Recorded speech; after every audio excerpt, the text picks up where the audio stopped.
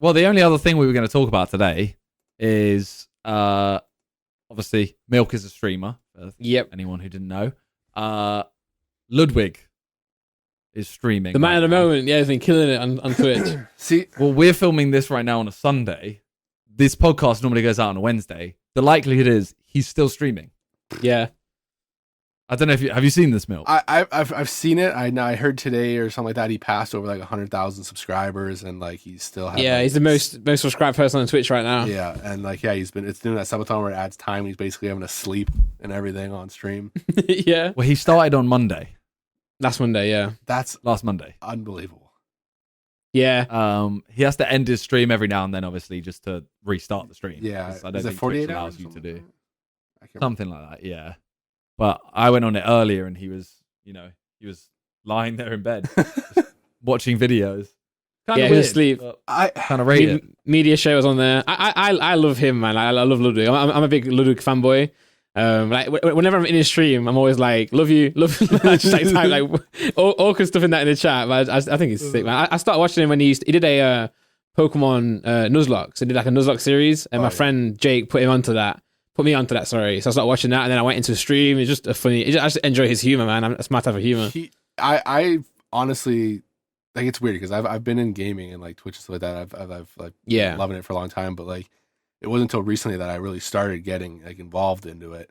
And it's actually funny. One of the lobbies that I played Among Us in, to go back to that, was Vic invited me to. Ludwig is in there, and I didn't know who nice. he was. Tommy Innit was in there, like James Charles. Like I didn't know who a lot of these people were at the Oh, time. that Damn. lobby. I remember. And that like lobby, looking yeah. back now, it's like it's funny. It's like I love watching Ludwig now because he's hilarious, and like this whole thing with the subathon, it's like it's like it's crazy. Like I feel like being able to do something like that would be a lot of fun, but at the same time, I cannot. Like, how long is he going to go for? How long is he going to allow it to go for? Because I can't remember if he said anything about how he's going to end it. Or if he's just he said he's got a trip coming soon, and I think early on he was worrying like, do I cancel this trip because it sounds important, or do I cancel the subathon? But I think he's saying like he doesn't want to do that, obviously, because obviously people have paid for him to be. That's the thing. It's like to carry on. Cut off now to saying starting at this hour and like, it doesn't extend anymore, and you just like stream out the rest of the time that's there. He changes the timer basically. So every sub adds 10 seconds now. It was originally 20 seconds. Yeah. I imagine at some point he'll go to like a sub adds a second or something. Yeah, and I think it was donations. Some donations as well did it as well, and bits and stuff. I think at one point he was speaking about whether he was going to reverse it as well. So he'll have certain periods where like more subs will reduce it. But I see a lot of people out there. I think it's got a bit of criticism, as you always do whenever you do something like this big, where people are saying like, "Oh man, like wow, someone who's that successful need a subathon, blah blah blah." But end of the day, I think a lot, people are donating for a reason, right? It's not like It's their decision always to charity too, right? Like he's donating. Yeah, I think he's donating to charity. Yeah. I think half of it. I think. Man, he's already made. I remember seeing somebody already made like 150,000. This was like a couple days ago. So. Yeah, more by now, right? He's up to 100,000 subs. Yeah. That's over $250,000 like season. 100,000 subs on Twitch. Like that's And you think about that number. That's just crazy in 1 month. Well, but then we were saying it's crazy, me and my mates. But then remember when Ninja was like at the top? He's like 250K, right? I didn't even remember. I forgot about that. Unbelievable, man. That time was just that time on like social media in general, when Fortnite was like in that portion of just like untouchable by anything else.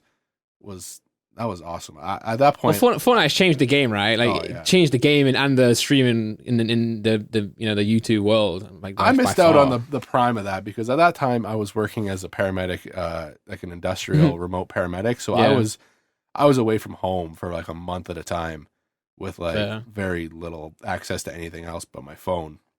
And that's when I remember I was in a hotel because a lot of times I bring up my PlayStation or whatever it was.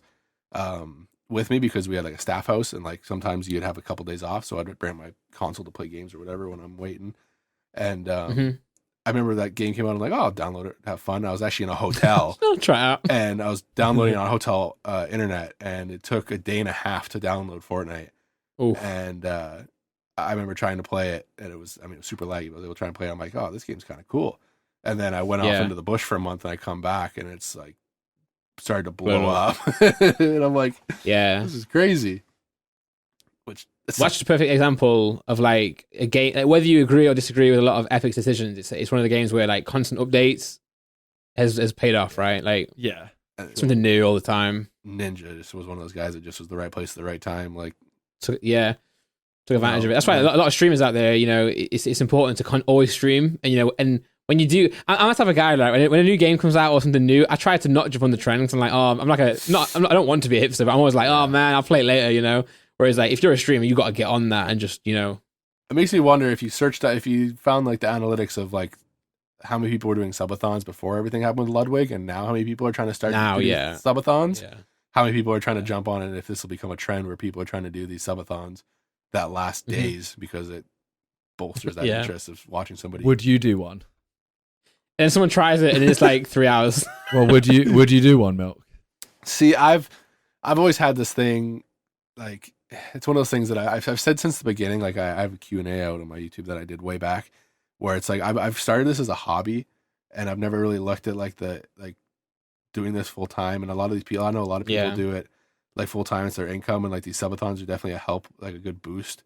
When times are slow and stuff like that, and like games like now, it's content in it of itself, right? But for me, it's like I've done a 24-hour stream on my birthday, and it was a lot of fun, but it was the last probably 4 or 5 hours was tough, and so to do something where you potentially put yourself in a position where you're gonna have to be there for days, like I don't think that'd be something I would want to do. And like I appreciate the support that people give me and have given me throughout streaming, just by like dropping in and saying what's up, or just following and stuff like that. Like that's enough to make me happy. Like I don't want to sound like I'm not bashing anyone that does subathons or like stuff like that, but it's just like I've never been one to really put like emphasis on people subbing to me, and I don't know, it feels weird to me. That's fair. Yeah. It just I'm just doing this to have fun, and doing this just because it all started during lockdown. Like it was just playing some Warzone with a buddy and streamed all the time, and I'm like, hey, I'll jump on and stream a little bit too and see what comes of it and have some fun. And then Among Us really is what sucked me into doing it every day and having fun and doing it every day. And then it's just like I could have seen myself doing it full time, but at the same time I'm in school, and like I want to do stuff that like I'm going to school for, because I one thing is the stability, and Twitch doesn't scream job stability to me. It's it's definitely a big dedication, right? Like it's like you can do well in it, but it does require a lot of time. It sounds nice what you're saying, man. Like, I mean, I'm sure both Simon and I could say that. Like, this can get to you as well. When you take it so seriously, and it's you need it. It kind of like it can play a toll. So it sounds refreshing what you're saying now. The subathon itself is like as much as it is amazing, and you'll look at it after and be like, oh, I got this many subs, etc. 30 days later, it's on. It's gonna hit you, and you're gonna lose X amount, and it's actually potentially that low is better than the high you got. True. It's one of those things that scared me, is like, because I've been gaming, like before I even started streaming, like I played games like competitively and had fun with that and stuff like that, and I've always seen people like quit their jobs to pursue like streaming full time, and it's like, oh, that's crazy, it's awesome. What how's your stream been? He's like, oh yeah, people started like they just got affiliated, and then they quit their job to go stream, and I'm just like, I am too scared I would be too scared to ever be able to do that. Like people talking like back in October, November is kind of when like JJ shouted me out, and my numbers were just like going crazy, and I was like, a lot of people are like, are you gonna drop out of school?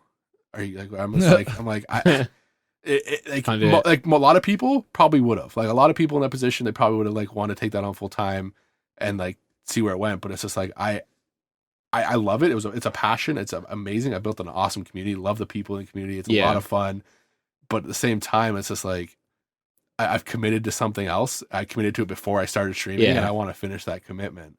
And that's amazing to hear. To be honest, like it's like I'm sure a lot of people, especially listening as well, would think that's who they want to watch. You know what I'm saying? Like sometimes they want to watch someone like that who does still have it as a hobby, especially with like the current trend of like YouTubers, streamer, etc. Like it's a very like you have to almost have like a bit of narcissism or a bit of ego to do it that much, right? Because you put yourself out there every single day. Whereas to hear what you say there, that's also really warming and People don't watch that. Yeah, it's one of those things that's like this started because of lockdown, and it's like I'm like, what happened? Like, and obviously, I didn't know at what point everything was going to be. If I'm looking back now, knowing that we're in 2021 now, and it's still relatively locked down, but it's one of those things that's like, in a few months' time, lockdown could be lifted or whatever, and I will now be going back into school every day. I'll working my, at a job I was working, doing that, a 9 to 5 and all that. It's just like, at that point, I can't see myself trying to stream every day, and it's just like I always set like an expectation in the back of my mind, which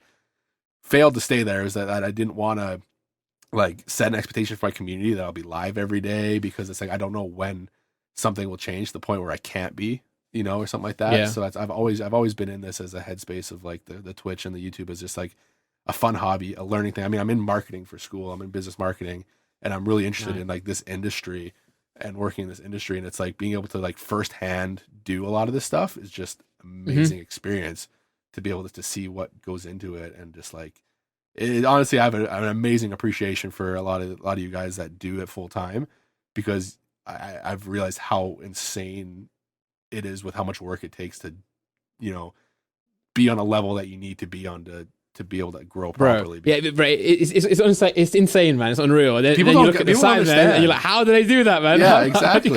People don't understand how much Yeah. work it is to do one channel, let alone someone like the Sidemen, where you guys have your Sidemen channels, and each of you guys have your own individual channels. And it's like, it's a lot of work, and like, well, people don't understand that. It's just like, it's the amount of respect I have now is just through the roof.